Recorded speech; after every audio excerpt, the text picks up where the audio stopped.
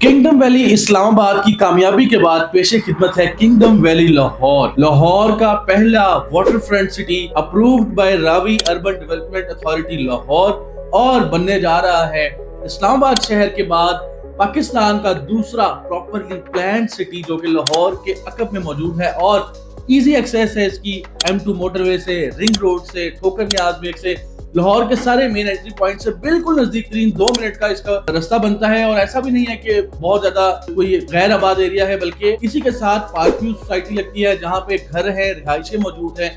और कीमत की बात करें तो अब आप हैरान हो जाने वाले हैं, इससे सस्ती सिर्फ खामोशी है 20 लाख रुपए में 3 मरले का प्लॉट, सिर्फ 20 लाख रुपए में।